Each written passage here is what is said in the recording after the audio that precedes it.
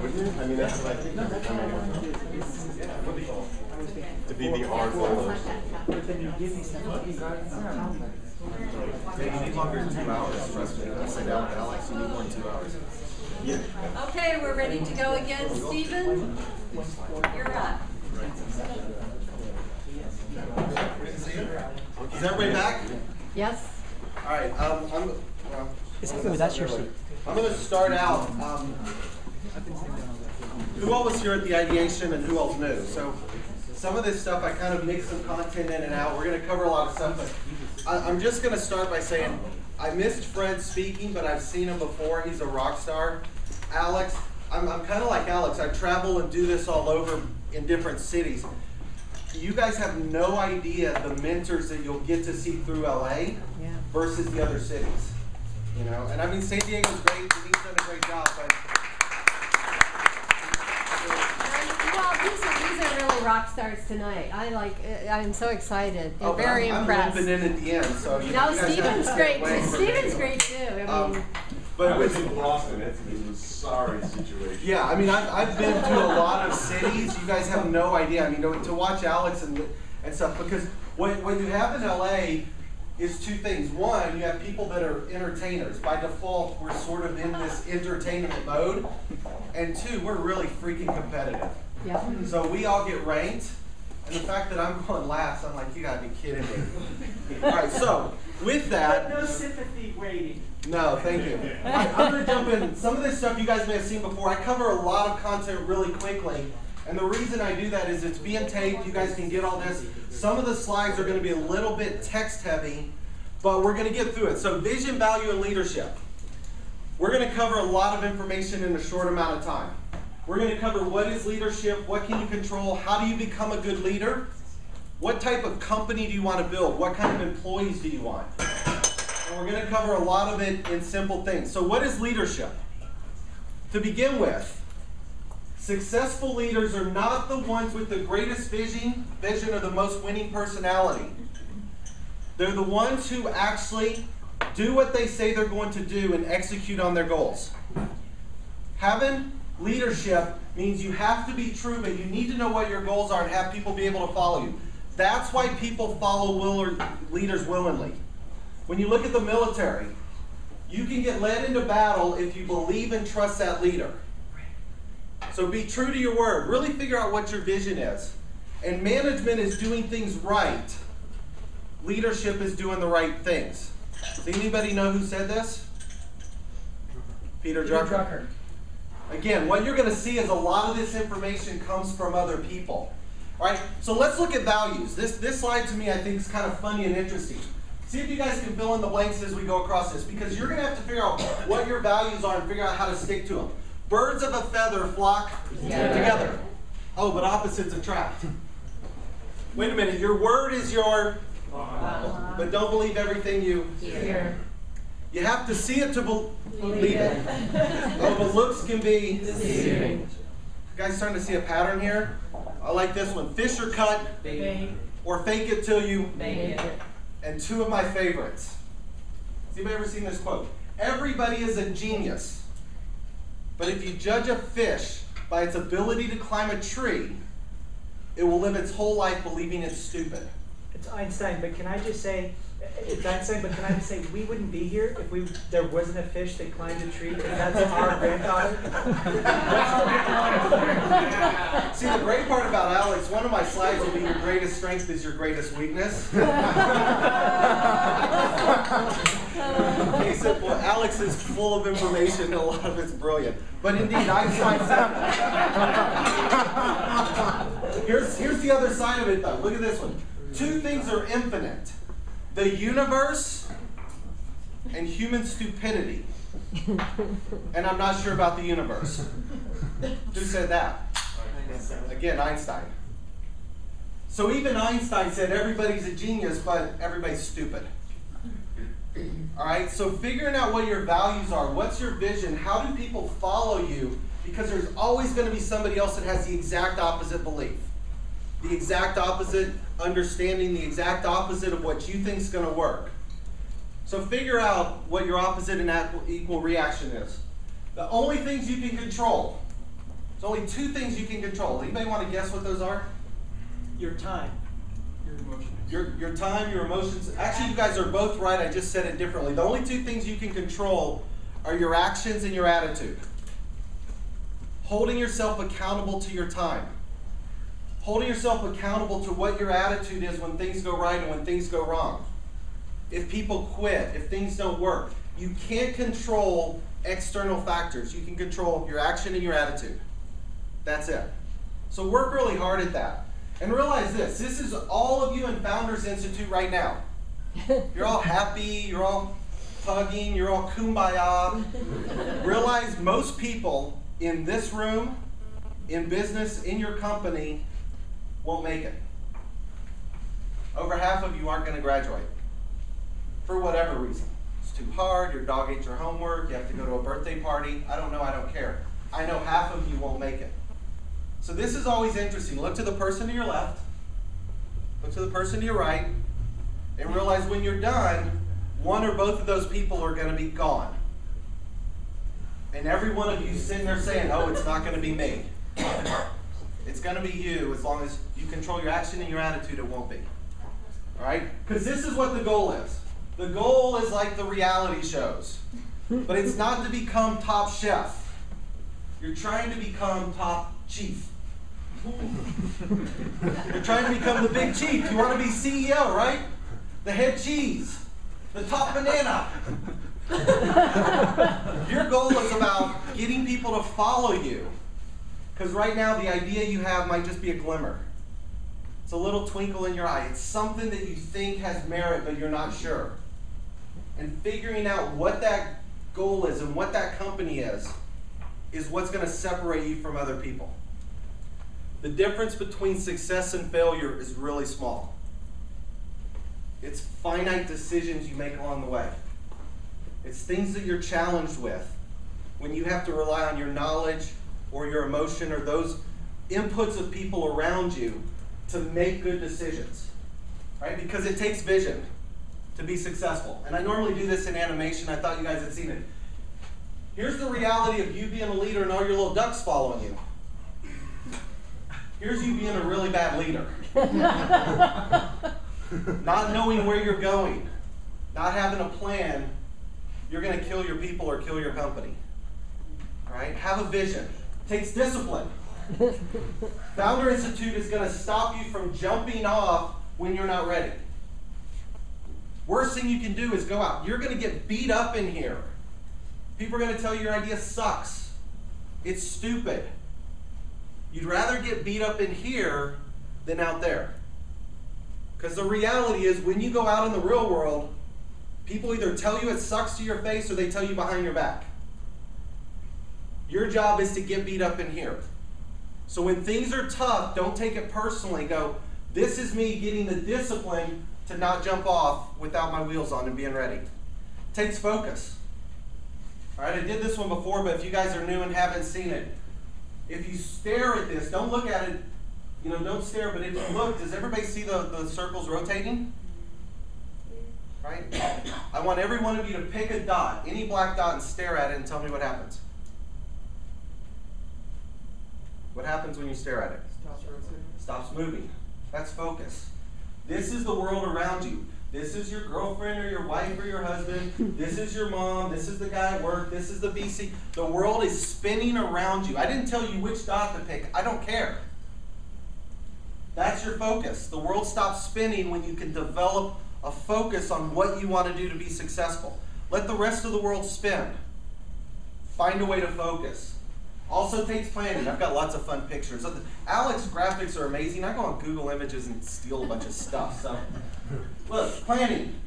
Trading wheels. That doesn't look very fun. This guy jumped off into a lake with a bunch of alligators. Planning is important. Business plans. Marketing documents. Trying to figure out why things won't work. Trying to figure out a market as you move forward. Planning is really important.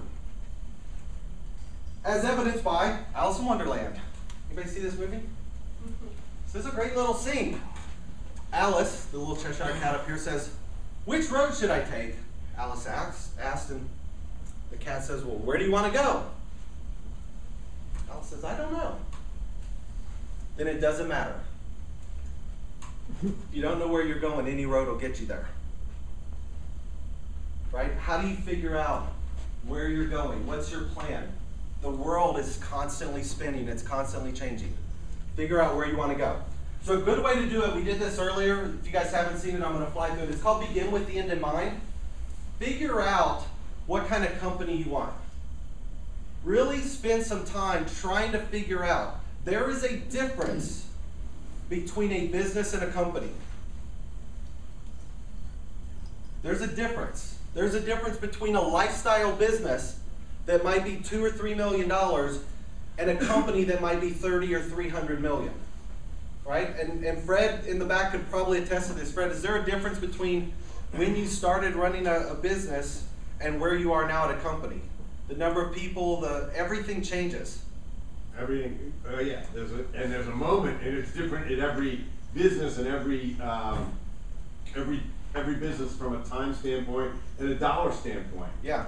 And most of it's based on you. You have a max capacity number. Yep. Fred and I were just talking about this the other day. The amount of time and effort for him to do books and TV, it takes a lot of time and effort. If you want to do that, great. If you don't, figure out early on, what kind of business do you want? Do you want to be public or private? Do you want lots of employees or no employees? Do you want to travel or not travel? Do you want a product or a service?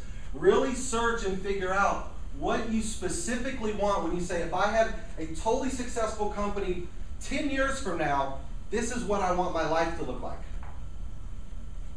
Because having a company, you may be beholden to that company. If you want that, great. If you don't, it's okay, but figure it out. And try and search early. Because if you come up with a good list, then when you're meandering through Founders Institute and trying to figure out a business, you say, wow, I could do this little mobile app, and we could do it with 5 people, and if it works, we could sell it for 30 million. Or we could do this, which might take 10 people, and sell it for 100, and this is going to take 200 people, and we sell it for 100 million. They're all different. There's no right or wrong answer, but really find some time to figure out what you want. And then you can measure your opportunities against your list once you come out with it. So figure out. You got to do your be specific personal story.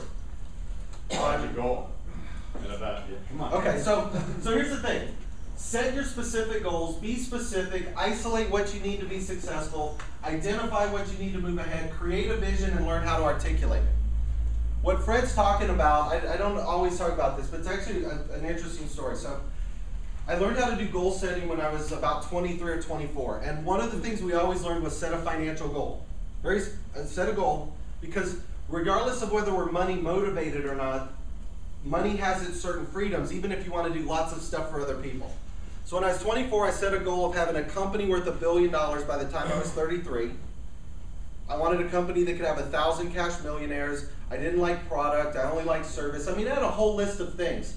I started an internet company in '96. We went public in '99. March of that year, we were worth $980 million. So I had a company before I was 33 worth $1 billion. Does it sound like I set the goals the right way? Nope. Wasn't specific. Universe gives you exactly what you ask for. You have to be so careful. I said, hey, I want a company worth $1 billion. Company was worth X. I was worth Y. As in, why am I worth so little? As in, why am I still under lockup and restrictions and 144s, as Alex was talking about? As in, why can't I sell my stock when the company's plummeting through the tech collapse of 2000 and 2001? See, learn how to be specific. So now I reset a personal net worth of X. I'm not going to make that same mistake. I want a personal X, right? But being specific is about setting goals and really learn how to articulate what you want. It takes practice to be a superstar. Lots of practice. That's what you're going to get in here. You're going to get practice on your 30-second pitch, your 60, your 3-minute, talking in front of a group, answering questions, being shot at by questions, not literally. But they're going to come after you, and it's going to be uncomfortable. Here's a quick little example. I have two easy ones. I want everybody to clap real quick. Clap however you want. Raise your hands are. And I want everybody to rotate your hands and clap the other way. Does it feel a little unnatural? Right? If you clap that way every day for 16 weeks, it would feel natural. It's still clapping. So you're going to be challenged in here, but it's going to feel a little awkward, but it still is going to work. It's going to work. And then I've got a visualization technique. I'm not going to do it. Any of you guys want to go home and try this? Normally I do it in a big group. It's great fun. You stand up, take a deep breath, you bend over and touch your knees or shins or whatever you can touch. And then you stand up and mentally, you go through the process in your head of setting a new goal. If you can only touch your knees, you say, my goal is to touch my shins. And in your head, in your mind, you envision yourself easily going down. And 2 or 3 or 4 times you see in your mind hitting that goal. You visualize how easy it is, how natural it feels. And then if you take a deep breath with your eyes closed, 99% of you will hit that goal in a matter of seconds. The power of the mind, visualization. The problem is we do all these vision boards and all this crap that we think we want, and our mind doesn't believe it works. Do a 30-second visualization exercise and realize you need to visualize what you want. That's why being specific is so important. Really get it down. What you want to do is you want to see yourself at the top of the mountain.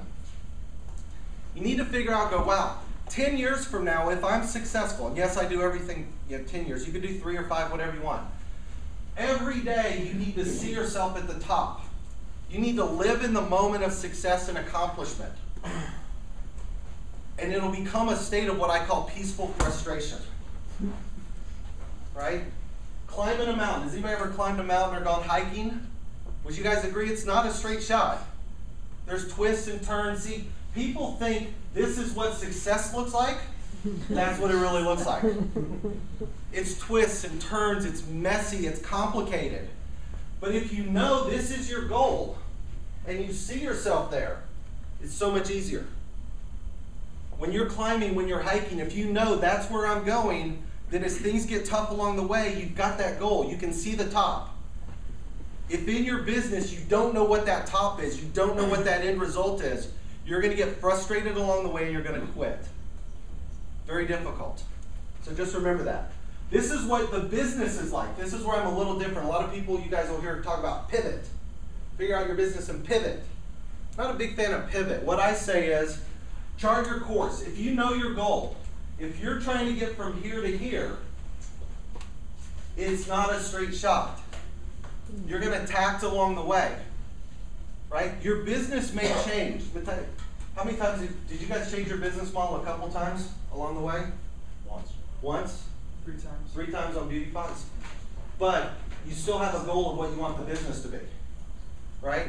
So you may change, but these are tacks along the way. But if you have your goal of what you want your business to look like, the end result of how you get there is still going to be accomplished, but it's not going to be a straight shot. Just know that. It's a pivot, not a tack. Who is this? Anybody know? Alex? No comment? I'm ready yet. Because you can't see this far, so I got a shot. I see it. Oh, you can? All right. Oh my God, Abraham Lincoln. Did I not say? You like You just asked me, Alex. No, I said, Alex, don't say anything. Here's the deal. Let's go through this real quick. This guy went into debt at 23. 3 years later, his partner died, left him in debt. He dated a girl, asked to marry him. She turned him down. 37, he was elected to Congress on his 3rd try. Failed to get reelected. His son died. At 45, he ran for Senate. He failed to get elected. Persisted and persisted. Ran for vice president at 47 and lost. And finally, at age 51, the guy became president, and his name was Abraham Lincoln. I didn't have it filled in. So Alex did it. Here's the thing. Persistency is about consistently knowing what you want your goal to be, even if it's tough to get there. Which is why you need to be a hard-hearing frog. This is going to stick in you guys' mind. You're going to hate me for this one. Every time you get challenged, you're going to see this little picture. You're going to go, God, I hate him. Here's what a hard-hearing frog is. Anybody heard the story of the hard-hearing frog? Good, because I made it up 15 years ago in sales training. So if you'd heard it, I'd be kind of worried. Here's the deal. One day a frog was hopping along, and all his buddies were there, and he jumped the wrong way and fell in a bucket of milk. And the frog's stuck in the milk. And all the other frogs are looking in there going, oh my God, you're going to die. You can't get out. And the frog's looking up at him saying, what? And he's like paddling and paddling and trying to get out. And all the frogs are going, "You're gonna die, you can't get out, give up." And the little frog's, "What?" And he's paddling. And everybody's pointing at him, telling him he can't make it. And the frog keeps paddling, and he's in milk. So all of a sudden the milk starts getting a little firm. Starts getting a little firmer, starts turning into cream, and he's paddling away and everybody's laughing at him. And all of a sudden it turns just solid enough that the frog's able to jump out. And when he does, everybody's like, "Oh my God, I can't believe it. How'd you do that?" And he's like, "What?" They go, "Well, we thought you were going to die." He goes, "Oh, I thought you were cheering me on." You need to be a hard-hearing frog. People are not going to cheer you on. You need to take it as they're cheering me on. I'm going to make it, and when I jump out of the bucket, they're all going to go, "Oh my God, you're amazing. How'd you do that?" And you had to paddle your butt off to get there. So, learn how to be a hard-hearing frog. Experience is the greatest teacher. Anybody want to know the problem with experience? She's a bitch. Experience is the greatest teacher. It's also the slowest. This is to Alex's point. Read books. Guys, books are great. Learn from other people's mistakes. There's so much you can learn. Why make the same mistakes people have made before you? Learn a new perspective. Learn how to study. Appreciate other people's successes. Right? People that are successful, we usually see them at the end. We don't know all the crap they went through to get there. Study the successes of people. Learn how difficult it really was. Learn how to appreciate that. Study the failures. Why make the same mistakes and have a vision and be able to articulate it? Again, the differences are small, but you can accelerate your knowledge by reading. All right? Take a speed reading course. Seriously, any of you guys that haven't done it, it's hard, but take one. If you want, I can show you how to do it in a lunch. Here's the deal, and I would agree with Alex. The challenge is knowing how to do it. It's still really hard because our mind's been conditioned for sub-vocalization for so long. You know, sit down with Alex, learn. There's only 3 or 4 things that are really simple conceptually. It's really hard to do when your mind's already been trained. It's like clapping differently, right? But learn how to accelerate your knowledge. Here's what you need to understand too. This is what business is like. This is what the founders is like. How many people can cook? All right, good for you. Good job. How many people think whether you eat this kind of food or not, it looks like a pretty good meal? Right? I mean, I could have put something healthy. We're in California, but here's the point. GMO. Here's the point. To cook a meal, most of us are lost in the kitchen. Right? The challenge with a lot of things you learn is you leave feeling all motivated. To me, that's like going to an event where somebody convinces you eating healthy is great, and you leave and you're lost in the kitchen. You don't know how to shop, you don't know how to cook. Realize there's a sequence, there's a recipe. If you're going to be successful, a lot of this stuff in business is like a recipe.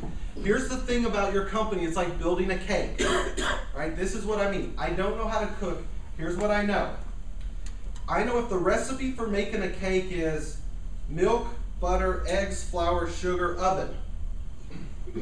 And I do milk, oven, flour, butter, sugar. My cake is not going to be very good. There's a sequence to doing things. It's like a recipe, right? There's a recipe to success that other people have done. That's a lot of what you'll get in Founders. You'll get accelerated recipes so you don't end up with a flat, ugly cake. Know yourself. Your greatest strength is your greatest weakness. Right? Self-evaluation is really tough. It's really hard. But when you figure out what your greatest strength is, it's always your greatest weakness. And I talk about this a lot. I have no challenge talking about what I think is my greatest strength. Other people may disagree. My strength is I can open any door, anytime. I can get to anybody, any company, any country, anywhere in the world that I want to get to. Without doubt. I can get to anybody. I can open any door. Problem is, people go, well, why is that a weakness? I don't close the doors. To me, my excitement is getting the company, the country, the president, the mayor. It's always about the meetings that I know I can get. I can open those doors and generate that interest. If I don't have somebody behind me that can execute, nothing ever goes anywhere. So when you know what your strength is, know it's also a weakness, because what you need to do is you want to learn how to lead. To be a good leader, you need other people around you. You cannot do it all. But you have to decide what kind of leader you want to be. You could be the cowboy trying to bring a bunch of cats together. Right? Some people like that. Cats are independent. They're kind of cool. They go running around. You could say, no, I want a pride. I want regal. I want lions and tigers and things that'll go out and just cause havoc. You could say, I want crows. I want people that just fly straight, get stuff done. But that would be a murder. Alex, you're about to be dismissed from class. Or you could say, I want rhinoceroses, people with thick skin that charge ahead. Don't take no for an answer. The challenge with each of these groups of animals, to Alex's point, is this is called a herd. Herd of cats, actually. Does anybody know what a group of wild animals is called? It's called a destruction. A group of crows is called a murder. You're going to get dismissed. And rhinoceros is called a crash. Which is fine. Those don't sound good to me. The kind of company you want, in my opinion, is you want to be an eagle. Eagles are regal. They fly over. They look at what they want. They can focus. They've got vision. They can decide where they want to go, and they go and get it done. But getting eagles to flock is very difficult. Getting them to fly together is hard. Right? That is the word for a group of eagles. Convocation. Now, to me, I found this fascinating. Alex, no comment? Does anybody know what the definition of a convocation is? It's a group of people brought together for a special purpose. A group of eagles is called a convocation, and a convocation is a group of people brought together for a special purpose. That's what you want your business to be. You want a group of people that are special, have a specific purpose, but get things done. Because building a business is like building a company. It's like building a house. It's building a pyramid. You can't have every expertise.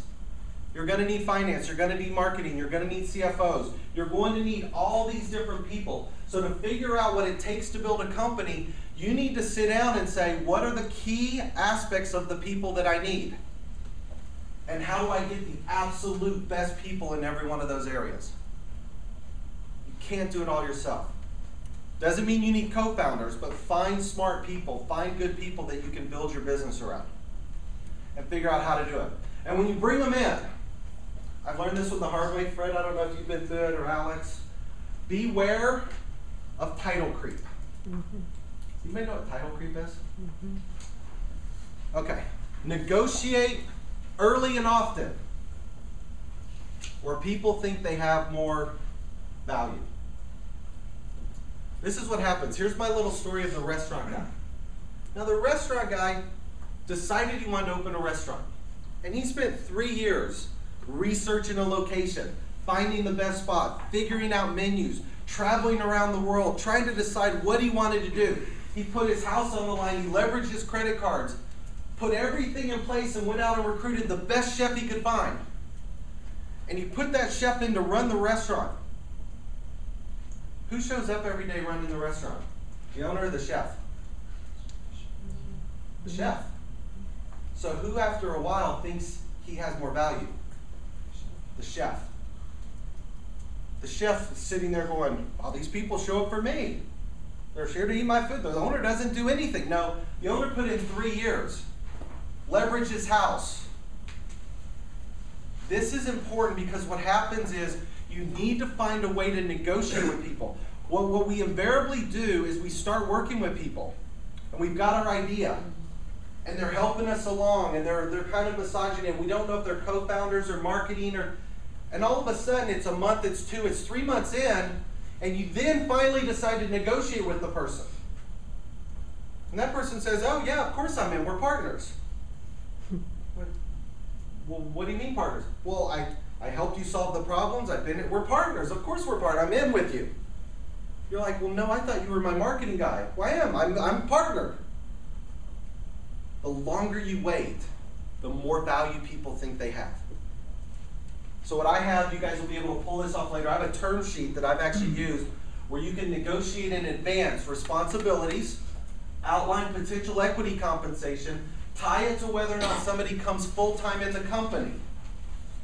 So you can get somebody and say, here's your equity package. Here's the amount you get paid if we raise money. Here's your roles and responsibilities and all the things I want you to do as CEO or CMO or CFO. But you get that when you go full-time. Invariably, a lot of people you bring in will never make it to full-time. So it lets you emotionally bring people into the company, negotiate in advance equity and compensation that you're comfortable with. Get them early. Because if you negotiate them at 5 or 8% early, they're not going to come back at 20 or 30% later. This may not make sense to you guys now. Trust me, it's a big deal. Anybody that's been through it, this is a big deal. Negotiate early and often. Figure out how to do that and lock people up. Don't get caught up in this. I skipped the Covey one, if you guys have seen it. I created my own little 4 quadrants. The Covey quadrant 3 down here are things that are urgent but unimportant. I created my own quadrant. When you're trying to build a company, when you're trying to get leadership and get people to follow you, be careful. There's people that have interest and time that are good. People that have time and no interest. People might have all the time in the world. If they have no interest in your company, it's okay. My favorite ones are these guys. No interest, no time. Oh, fast no's better than a slow maybe. Trust me. One of our deals just got turned down by a venture guy, and he's like, hey, not our space. I emailed him back. No problem. Fast no's better than a slow maybe. Thank you so much. Cut your losses. But these guys, the people that have all the interest in the world and no time, will suck the life out of you when you're trying to start your company. These are the guys. We have one of them now. Former, and I have to be careful because if I say too much, you can figure out. But this guy was CFO of a big company. He was CEO of a major company. He was CEO and CFO of a $6 billion. I mean, this guy in our space of this environmental product we're doing is amazing. Has all the interest. Guy has no time. I get to talk to him every 8 weeks. But he's excited. He is a waste of time. These guys will kill you in the business. Just be careful. You don't get sucked into somebody that has a big title and all this interest. If they don't have time to help you, if they don't have time to meet with you, if they're not willing to get engaged and provide value, do not count on them. They'll kill you. Okay. Anybody want to guess what these people are doing? They're what? Trying to die. What are these people doing? Some people say climbing, right? They're climbing up a mountain. They're actually rappelling down. It's harder to climb up a mountain than it is to rappel down it. Now, why is this slide important? What I'm going to try and prove to this or show here is this thing, and you guys have seen it. I'm not going to go over and over it again. But this aspect of using the tornado technique to figure out who you want to get to is infinitely valuable to your business. If you need CFOs, if you need heads of studios, if you need guys that have won a Nobel Peace Prize, figuring out how to get to the exact person you want is easier to rappel down than to climb up. Right? How many people haven't seen this? A couple? All right.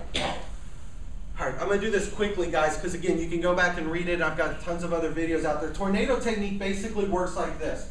There is an emotional value of what you do in your company. So the way our mind works is we can't figure out what half of you do. It's gobbledygook. There's an emotional value of what your business is, and you need to figure out what that value is. Within that emotional value, there's certain industries that you either work in or want to work in.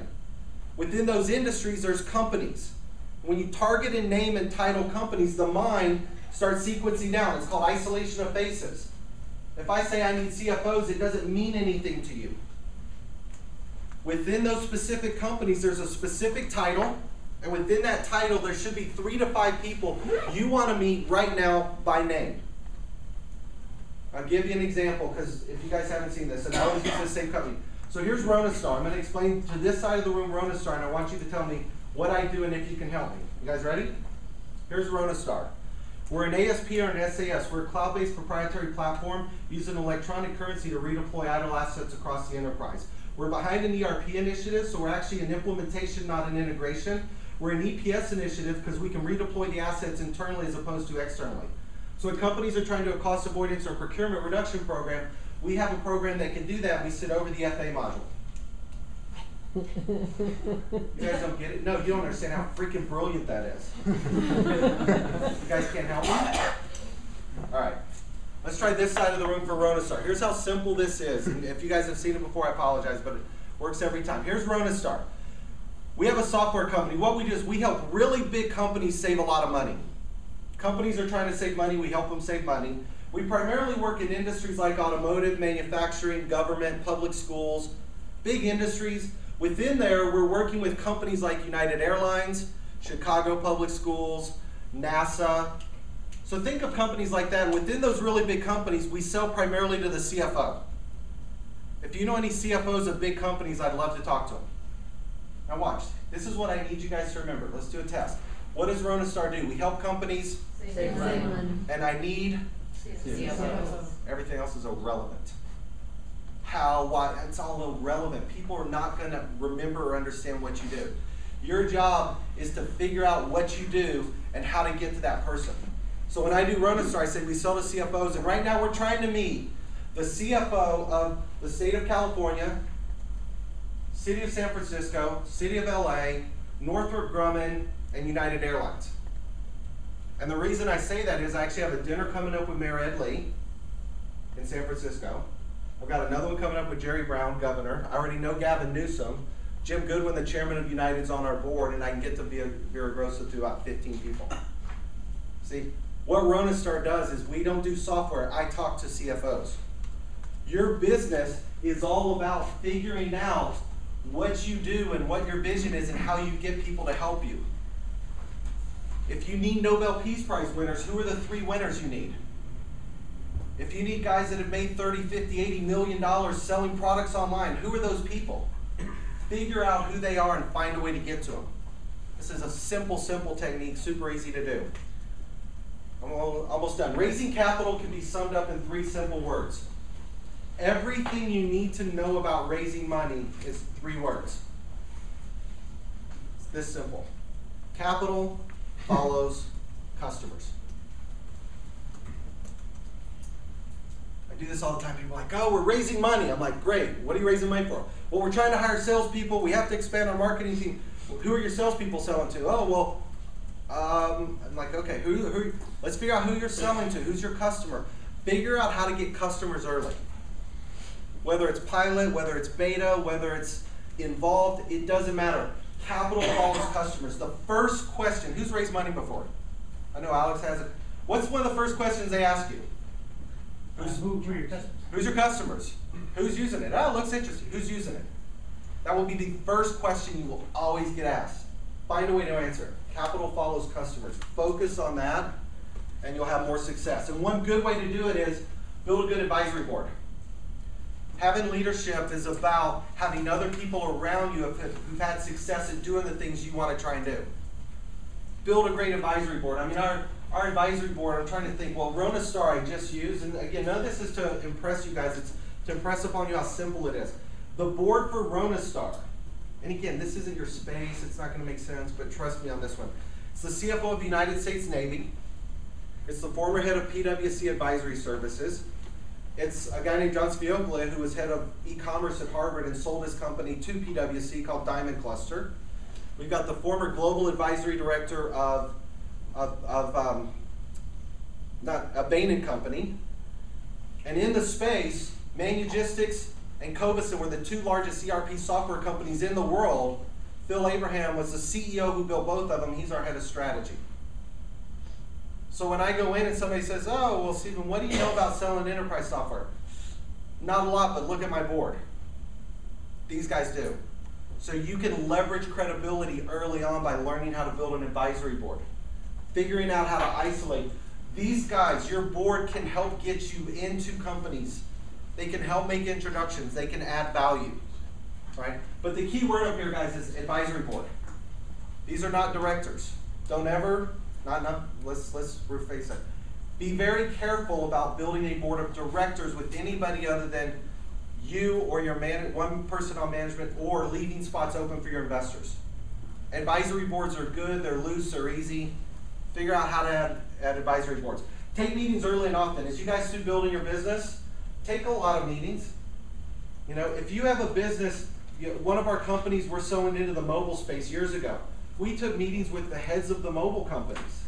Long before, we didn't even have a technology build. It took 3 years to build what we were building. But by taking meetings early and often, we learned a lot about what the customer really wanted. We went in saying, here's what we're doing, guys, why won't this work? We elicited negative criticism from the people that were our potential customers, because that's what was really important.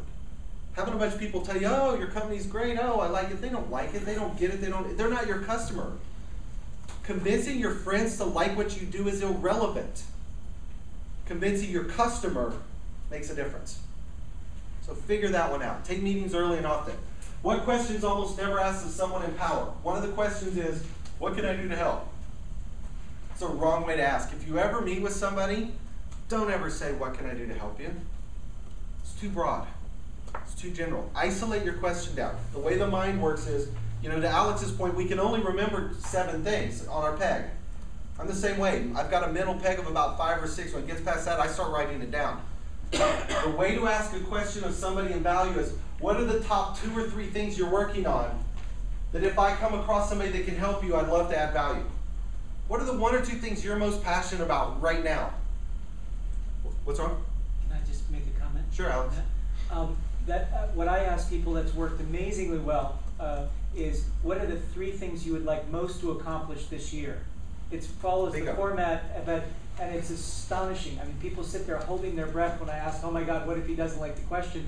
And they sit back, and if they take like 30 seconds and then they say it, you have gold. Yep.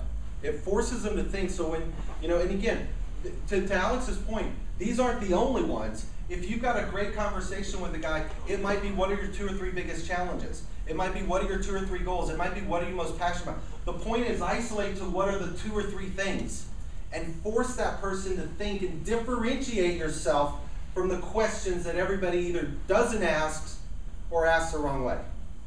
What are the top 2 or 3 things? Don't make excuses. This one's really dated. I need to do one from 2000. Alex, you can help me with this at one point. These are a bunch of companies that were started in times of turmoil and trouble. Thomas Edison started the Panic of 1873. Intel in 1968 after Kennedy was shot. 75 when Doesnt started Apple. Gates and Paul Allen, 77. This is dated. I want to do one of these for 2000. Find out the company, Salesforce. There's probably a bunch of them that were started, even Facebook 8, 9, 10 years ago, coming out of the recession and the great technology. But the point is, don't make excuses. Some of the greatest companies were invented and created in times of turmoil and trouble. Again, action and attitude, that's all you can control. What would you do if this was your life? You got adopted, and the first family adopted you didn't want you. Alex, again, no comment. You dropped out of college. You offered 1/3 of your business to your boss, and he turned you down. You were fired from your own company. You created several products that failed spectacularly. You were finally brought back into your company, and now you're one of the most respected companies in the world. Who is this? Steve Jobs. Right? Again, people look at Jobs. When you understand, the Newton, anybody remember the Newton? Was a failure. He worked with Nolan Bushnell. Some of you guys know Nolan. You'll probably get to meet him. Steve went to Nolan, offered him 1/3 of the business for $50,000. Nolan said, no, it'll never work. Your boss. Don't buy into this. Find a hero. This is where autobiographies and things are really good. Figure out who your hero is in your business. Study them. And then ask yourself, when times are tough, what would Steve do? If it's Howard Schultz, when times are tough, what would Howard do? Alex posed a great philosophical, moral-based question. If you have to answer that question on your own, it might be difficult. If you separate yourself emotionally and say, wow, if Steve Jobs were faced with this decision, what would he do? And try and put yourself in the perspective of somebody you admire and learn how to make decisions based on what would this person do. Trust me, these are like simple things that will really help on your decision process. Couple more and I'm done. The problem with the rat race is, when you win the rat race, even if you win, you're still a rat. Don't get caught up in the rat race. This is about building a business, building a legacy, doing something different for you, your family, your kids, your school. It doesn't matter. Figure out what you want to do to make a difference. Always remember, sky's the limit. Ask yourself success, why not it be me? Every one of you can have success. And then I'll leave you with this one. Those of you that saw this the other day, Tim stole this from me, but he gave me credit. We'll do it anyway. What do you tell others? How many of you think are going to get challenged on building a business? Every day you will. What are you going to tell people? You should quit. You should do this. It's never going to work. This is what I used to tell people. They'd say, why are you doing that? It's never going to work. Right? What are your beliefs? What are your goals? What are your convictions? And when I used to get challenged, I would say something like this. If somebody said, well, see, but what if you don't make X? And what if you don't do this? And what if it never happens? I'd say, you know what, you're right. It might not. If it does, I get to retire early if I want to. Get to send my parents to retirement, buy them a home. I get to send my niece and nephew to college. I get to get back to my school. I get to sponsor my soccer team and fly us around on a plane. I get to do a lot of cool stuff if it works. But if it doesn't, and I fail, I can always go get a job and I'll be just like you. What, I want a job? So they're worried about your success and you're trying to do something great and they think their job is better? Gotta have a different perspective. It's all about a perspective, all about a mindset, all about vision, values, and leadership. Thanks.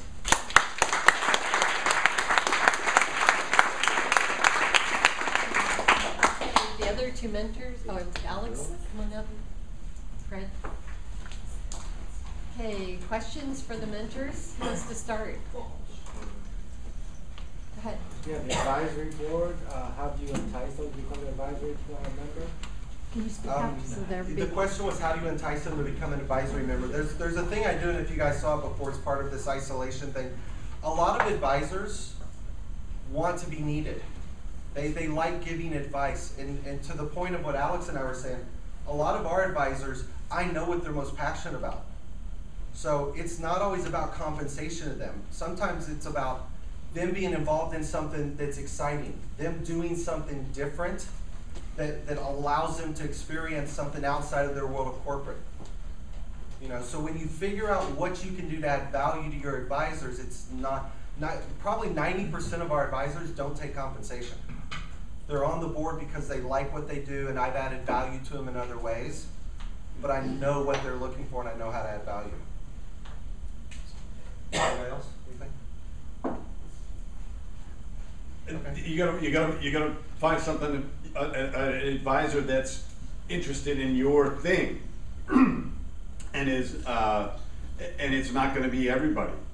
An advisor is looking for the opportunity to give advice, to reach in and be the, you know, in the mechanical world they would say the STP. I'm just doing this quick pour into your tank, and boom, I'm introducing you to somebody. I'm on the advisory board of a business. My primary function was my credibility to leap to the next level because we were looking for an investor. This investor needed to talk to somebody with a reputation who believed in the business for 15 minutes. He said, look, I don't have any time to invest in this thing. What do you think of this guy running it? And I said, I think he's the man to do it. He says, do you like this business? I like this business. I think it'll be fun. I think it'll work. I think it's worth a shot. That's what he needed. And that was my whole purpose. And so, and I got kind of a cheap thrill talking to this guy and having him actually believe what I say. So, some of it is just that. But there's going to be a bunch of people that go, you know, it's a fascinating business to you, but it just it's not blowing my dress up. You know, I'm not interested. You know, so you're gonna look around. Figure of speech. More dresses than I didn't know. Next question. Based on your last comment, who were the leaders or mentors that inspired you early on, or who are the people that sort of you modeled yourself after? Wow. Well, back to Alex's point. I mean, I was in interesting, because I taught sales training for 6 years, and my job was to convince you to sell life insurance at night on full commission to your friends. Trust me, give me 10 minutes, I can convince you, believe me. So it was a lot of books, and it was a lot of the classics, Tony Robbins, Brian Tracy, Zig Ziglar, Napoleon Hill, everything from that leadership stuff to Drucker and things in the middle, all the way out to Michael Ruiz and the Four Agreements. I mean, I like a lot of different perspective stuff. Alex and I are similar but different. I like to dissect and try and figure out how things work.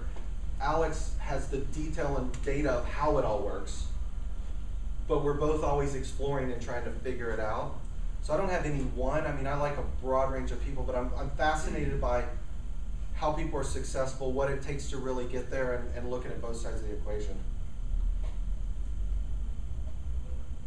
I just like people who function counterintuitively. Tony Hsieh is to me is a great example, because most people would say at a certain point in your business you abandon culture. He still hasn't abandoned it at $1 billion. He pays people, he offers, after 2 weeks of training, he offers people $2,000 to quit. And he's thinking of going to $3,000 because not enough people are taking it. He wants because he wants the positive affirmation that they want to stay. And if they're going to hang around while they wait to find the next job, he wants to pay them to go look for it now. That kind of shit inspires me, because it just says, look, just do it differently and see what happens. Like, what does your heart tell you might happen differently, instead of what everybody else is doing or what some old boss did. I take great inspiration from the screwheads that I've worked for all my life, before I started working. They're amazingly poor managerial skills. They're amazingly poor sales skills. They could talk to you for 30 minutes and not ask for the money. All of these things, I didn't have good mentors. I had to figure a lot of stuff out for myself, but I had reverse mentors everywhere. So, it's not as good. I don't go looking for them, but some of them are founders. No, but dig into that stuff. Reflect deeply on those experiences. Like, what did not resonate with you at various jobs in various businesses, even in businesses that you're interacting with, that you're using yourself. Like saying, what is wrong with this business, even though I'm forced to do business with them for whatever reason? Why are they doing this way? It's great stuff, because it'll teach you, especially about customer service. Other questions? Go ahead, Kara. Well, I think that our times are so unique that all the energy that you could put in looking for heroes and looking for inspiration, you could consciously say, okay, what do I want to be in 10 years? What do I want to be in 20 years? Can you just give me a sense? Can some of you just put up your hand real quick and then just tell me your age? What are your ages? 35. 37. 38. 27. 28. 25. Okay. So think about what do you want to be like at 40? What do you want to be like at 50? What would you have to do to be your own hero? And then just be that person. And it means helping people. Like today, I did something on Facebook, and I put up a picture that says, ask me any question. And I took questions, and some of them are brilliant, some of them are really dumb. Like, is Ram a prophet or a god? From this guy in India who's a religious fanatic. And I said, Ram is a prophet. And I answer these questions. But part of it is just start being that person now, and just start saying, what would that cool person be? I'm 50. I really like myself. I'm a badass. I'm fun. I have people all over the world saying, please come hang out with me, have dinner, come do things, come speak and stuff.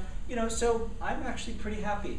And I think you want to be able, when you're 50, to be able to say, yeah, you're cool. I'm cool. I'm my own hero. Can I? I was going to agree with that. That's why I said we approach things. He and I've known Alex for probably 10 years. We say the same things similarly but differently. I call that the be, do, have paradigm. You say, oh, well, I want to have all these things. Okay, to have all these things, What do you have to do? And to do all those things, what do you need to be? What kind of person do you need to be? How do you hold yourself accountable? How do you interact with people? You need to be a certain kind of person to do the things to have what you want to have.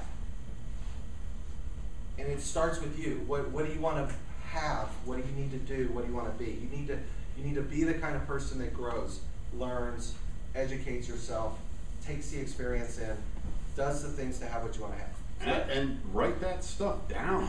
I mean, one of the most powerful things that Alex said, and it always resonates with me, is what would you not do? That is as much your definition of you as what you are willing to do. What you believe in is what you will not do, no matter what. Be clear about it. Just sit there and write that stuff out for yourself, so that you have articulated it for yourself. Yeah, like and don't like, travel, things. Alex, during your presentation, you mentioned a phrase called a project-centered life. Yes. Can you explain more about what that is? Sure. I think that I always feel a little bit ambivalent and a little bit funny about the people going up. How old are you? 42, How old are you? somewhere there. How old are you? 58. I can't control time. Things have changed so much that it's really hard for us. I was born December 5th, 1961. It's really hard for us to advise you because you have so many more possibilities and so many more challenges. And I will tell you, governments are increasingly corrupt and illegitimate, and even not giving up all pretense of pretending that they are based in legitimacy. And so one of the big lies is that government can create jobs. Governments are incapable of creating jobs. They can simply take money or borrow money, but they're not actually creating jobs. The only people who create jobs are entrepreneurs. But I can tell you that the worst experiences that I've had, and I'm not projecting my experience, I'm just sharing my experience, is when I have the entrepreneur's dream. I've gotten great customers, I've gotten my money, enough money to do things, I've filed my patents. I mean, where Apple is going and where Google are going towards wearable computers with augmented reality, go look, you will find that I have patents for those. But I built up my companies, and something happened, and then I have to fire my friends. Not because they were incompetent, not because they did anything wrong, but because I, as the CEO, didn't set it up so that they would continue to have those jobs. And that's, that's really painful to me. And it's like, why aren't you doing a company now? Because I'm a big pussy. Because I don't like hiring people, my friends, and getting them to believe in me and then firing them. And so I don't know of a business where I can't do that. And to some extent, to be an entrepreneur, you have to be a little bit hard-hearted about stuff. Or you have to design a business in such a way that you create around you an ethos of projects. Come work with me on a project. It's not lifetime employment, but I will give you really interesting things to work on for periods of time, and let's see if we can keep it going. And then there's less pain, less sting, less, hurt feelings and big throbbing lower lips when you see people again, because you haven't fired them and you've been together, come together. One of the things I admit to a completely unhealthy obsession and love with is Kickstarter. I love the Kickstarter ethos. And now that it has the social networking component, I'm just seeing my friends funding projects. Now, some of them fund so many projects, and I happen to know, because when I'm friends with somebody, I ask them their financial state, and I share my state, because that's just fun for me. I know if they're like funding 5 projects a night, they're giving $1. Okay, but they're also bringing attention to the projects because everything one of my friends funds that I like is there. So the project-centered life is somebody who funds a bunch of Kickstarter or Kickstarter-like things, and in general is there. And if you're, by the end of this course, you haven't funded at least 20 Kickstarter things, I will be disappointed in you. You can fund a project for $1. I repeat, you can fund it for $1. And by the end of this project, you should have your own Kickstarter thing. Even if it's for $200. They take 10% between Kickstarter and Amazon. But a project-centered life is one where you say what you want to do, and you tell people what they're going to get out of it, and you go and get money from people, and then you deliver on that, and then you get the credibility to do it again. One of the greatest things about LA, the main reason to live here, is that this is a community because of the whole independent film milieu. I used to be CFO for an independent film company based around here. I've lived in the next block for 18 years. This is my hood. This is my like Vatican City. This is, within walking distance here, I know every inch of this place. But you can make a movie for $5,000, and if you do it and you finish, you can then raise $10,000. And if you do that, you can raise $20,000. You can just keep going and going and going. Just go to Dove Simmons Hollywood Film School or something like that. So the project-centered life says you pick something, schedule, budget, performance measures, you finish it, you're done, and then you move on to the next thing. And I think that your generation is going to have to live that way, because anytime someone promises you a job, they're whistling past the graveyard of the fact that artificial intelligence and robots are going to automate the shit out of the workplace, and jobs will be destroyed everywhere. And the world is built on a mountain of lies at the most fundamental level of finance, and that as soon as somebody realizes that there's Wile E. Coyote going over a canyon, that it all will fall apart. And what you'll have left is your community of people and your word, and the people who go, whoa, when the shit hits the fan, I want this guy, and I want that guy, and I want this woman, and I want this team in my bomb shelter, or the equivalent. Next question. What industries or markets are you guys most excited about or interested in outside of the industries that you guys are involved in right now? I'm doing stuff in the environment because there's a movement emotionally towards environmental stuff. So, but I mean, 6 years ago we did mobile, anticipating mobile would be here. I don't know that it matters. Gaming is huge. I mean, as big as people think the film and entertainment industry is, gaming dwarfs it. I mean, what some of these guys are doing on gaming is massive. I don't know. A lot of money in porn. Yeah, adult. Wait, you guys are laughing.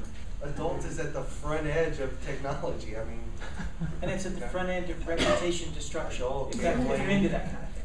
Yeah, it just depends on where you want to play. No pun intended. Next question. Sorry. Anti-aging. Yeah. There you go. I have a question for Fred, actually. So when you started out putting on your dentists, I mean, you literally, you or some of your staff literally went and knocked on doors and recruited dentists individually one by one to come on board. And then I think that's what I heard you say. Yeah. And then from there, how long did it take, or when did they start coming after you to participate, or did Never. that happen? Heroin sells itself, everything else. You beat on doors in one metaphorical or real form or another. Yeah. We got good at doing it over the phone. And and I like to tell this story because it's, you gotta find this thing or these things for yourself. But the big turning point in our sales over the phone was when after we would get a commitment, we would say, FedEx is coming there to hand you a contract and pick up a check at 3 o'clock. We would pay, it was costing us $30 to do a FedEx pickup, but it increased the closes insanely because they didn't have time to go home and talk to their wife and went, we're not doing that. We're buying a bedroom set.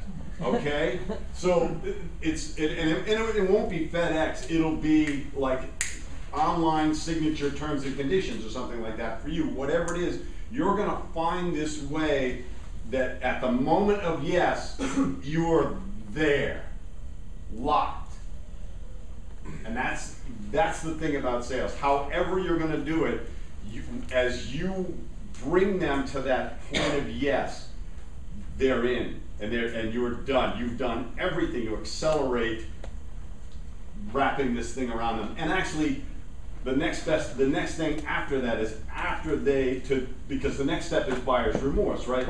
You wanna give them something as tangible as possible that they can emotionally get attached to that reinforces this choice.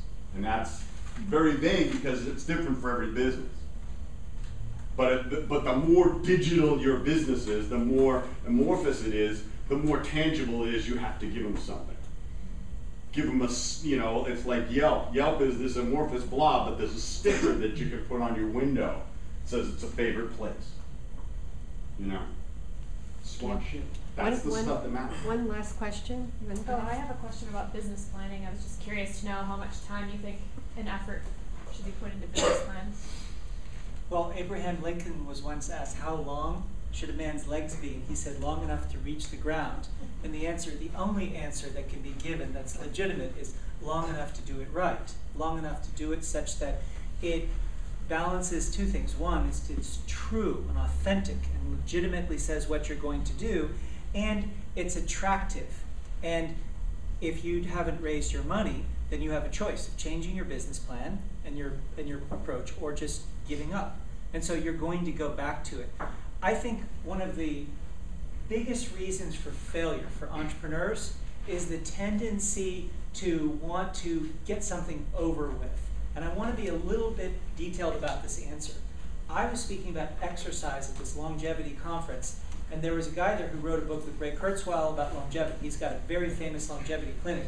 And he said, all you have to do for exercise is just do high intensity intervals, 18 minutes 3 times a week, and lift weights 3 times a week. So only, 1 hour and 54 minutes, and that's enough. And I confronted him about that, and I said, how can you tell people that?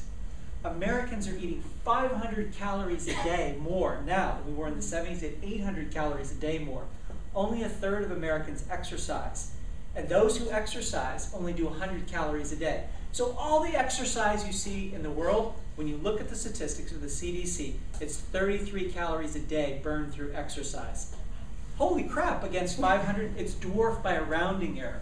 So people are going out there and telling people all these minimum exercise numbers, and they're going, oh yeah, I'll do that, and then they never get around to even doing that. And it has created this mindset that we can just take our cars everywhere, and escalators and elevators.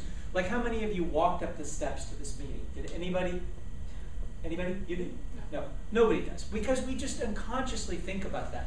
But walking up steps strengthens us, and walking down it makes us have better tendons and ligaments and bones. So writing a business plan should be an act of devotion. You should take joy in it. It should be fun. It should give you a sensual pleasure. It's like, yeah, I'm being a real entrepreneur here. I am writing my own destiny. This is how I write my Bible, my Torah, my Quran. This is my way. This is how I assert my will, my creativity into the world. And think of it as a pleasure, and just, be sad when you're done. Can you do that? Sure. I'm just gonna say one thing. Oh, I was going to answer that. Go ahead. Yeah. For those of you who don't know, Matthias, founder of Share Square, Honor Institute 2 years ago. I just came by today, because I only came by once last year, and I did say something that I really regretted not saying. And with all due respect to Alex, on the business plan level, one of the biggest shortcomings for me, I think, in the Founder Institute as I went through it, and for a lot of the people in that year, I think we really lacked a focus on building product and product management in general, or just the fact that you should be building something starting now.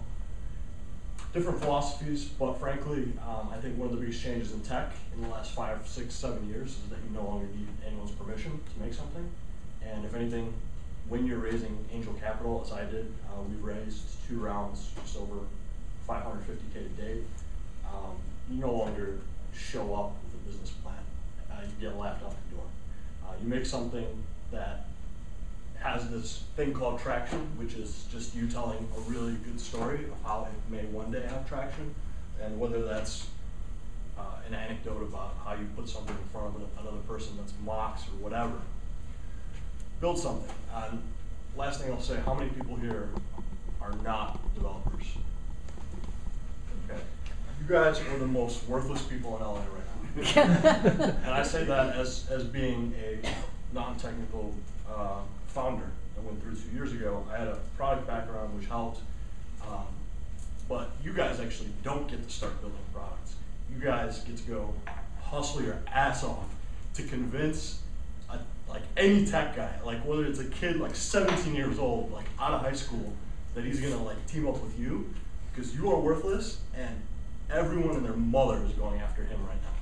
So you've got your work cut out for you. I mean, it's even harder than it was. Can I rebut that for just Yeah, 1 second? yeah. Well, I want to answer too. Well, the other thing I'd like, one thing, Exactly what he said with. but let me add one thing. This class, then we changed the program, so there is a product sprint built in. Awesome. But Lean listen, product there's development. nothing that I said. There's nothing that I've said that's counter to that. I don't know why you would assume Alex, that. I love you, but don't write a business plan.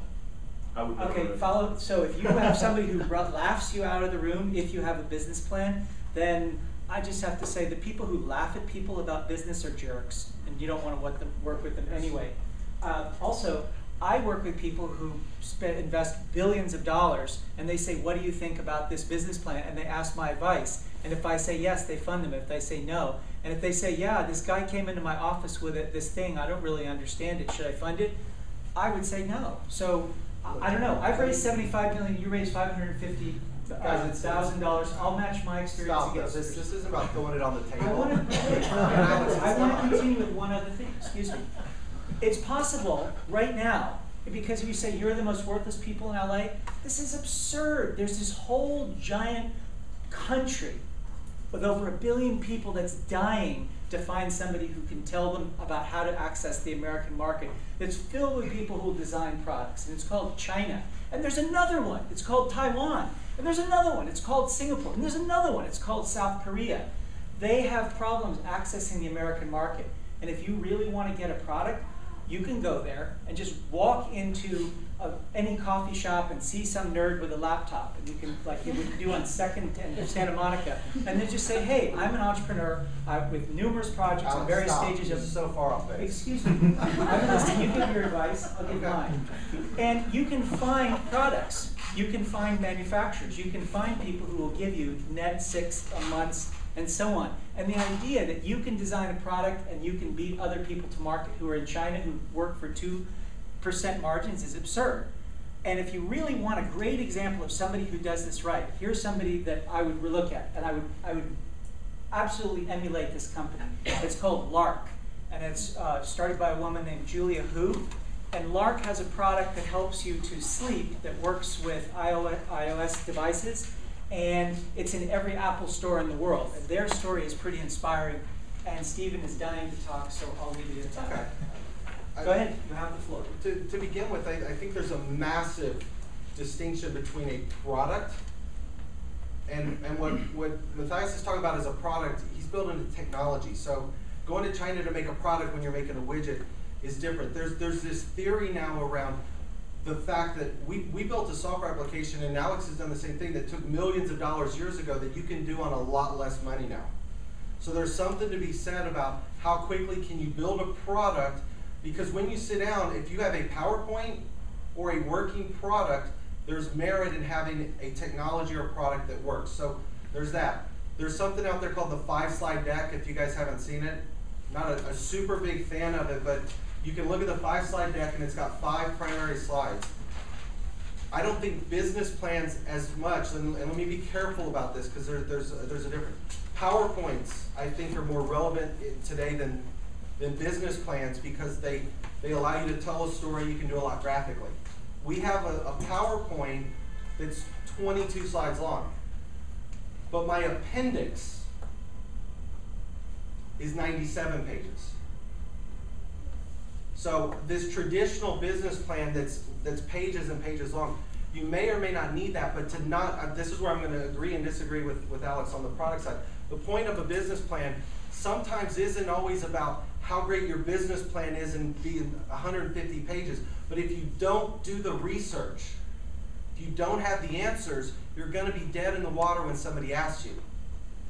So I think you can do a lot less now with PowerPoint and smaller condensed information, but to not spend the time to really put the effort into understanding your business and your market and your product and your cycles, I think is a mistake. So that was my point, is that the product, the term product, I just wanted to separate out. Fair enough, Alex? I think that there's a disconnect because of how long it takes most people to write. My second book is called Reconciliation, 78 Reasons to End U.S. Embargo of Cuba. I went to Cuba twice. I did a bunch of interviews, and then with the deadline looming, I wrote a 350-page book in 3.5 weeks.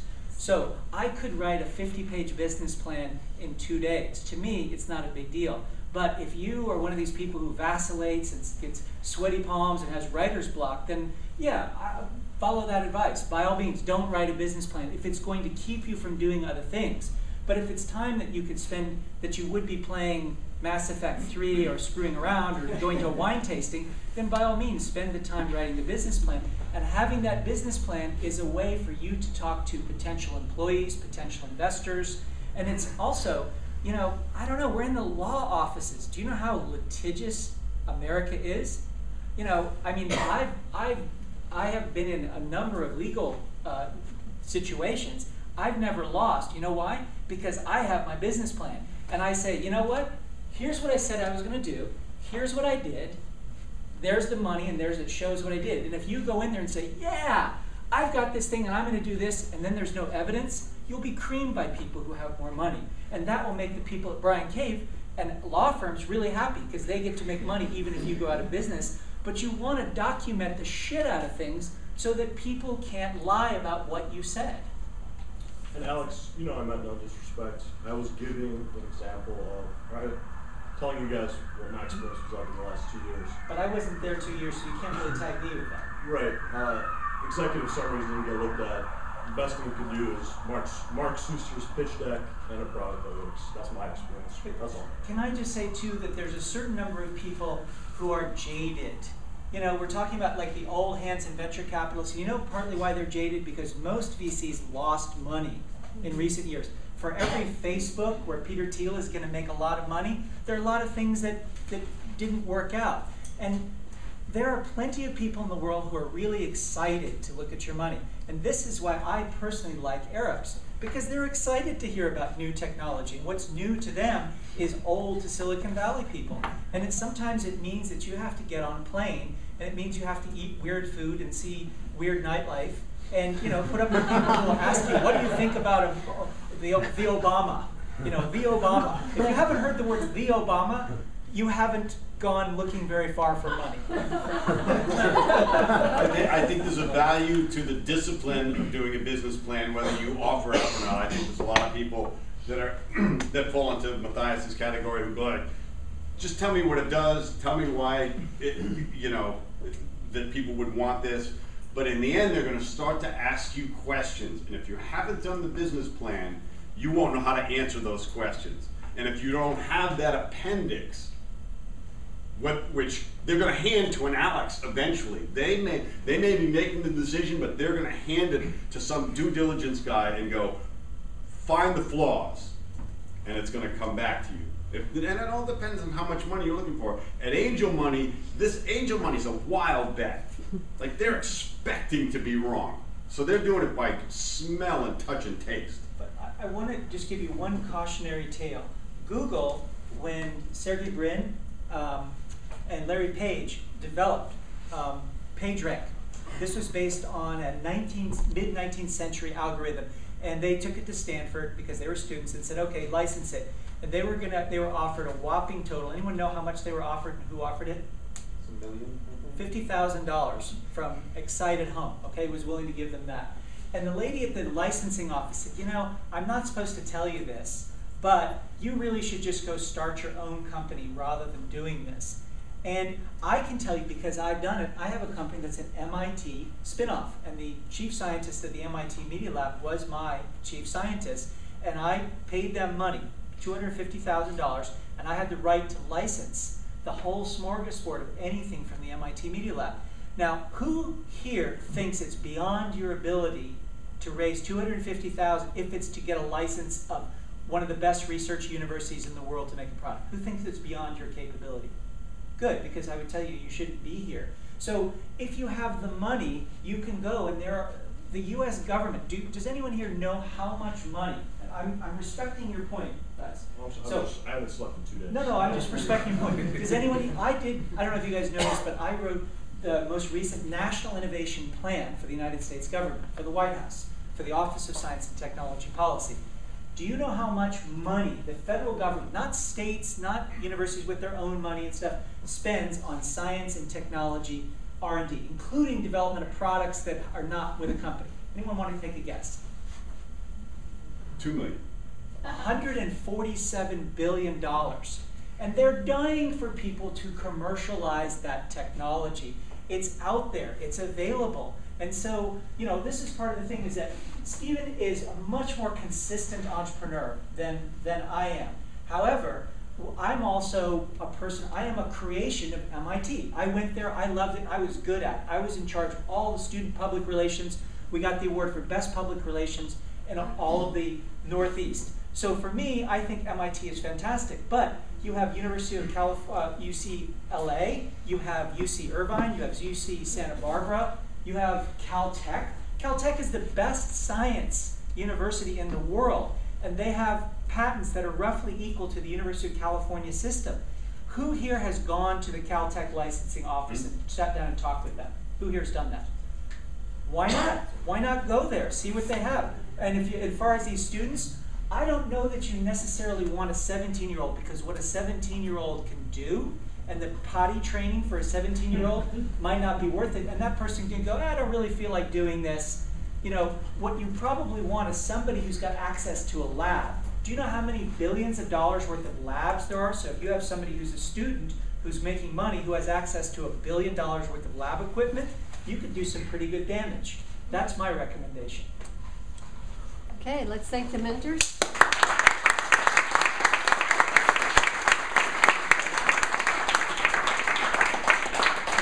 I just wanted to say thank you to Carrie Ann, is it Strelecki? Yes, for giving me something that I actually really wanted. This is the book I was going to buy next, the Startup Owner's Manual. I met with a guy who's a friend of Stephen Blank, who wanted to do software around the business model canvas and around this book. And so I just had a meeting in South San Francisco about this book, and I was going to get it. So your intuition is fabulous, and I also think it's always good to, if you want to make friends with someone, to find out what they want and give it to them. Like Stephen was saying, find out what someone wants. And what's really amazing is if your intuition is so good, you just give it to them without them asking. So you impressed the heck out of me. Thank you. What we're going to do is we're going to do 3 more pitches.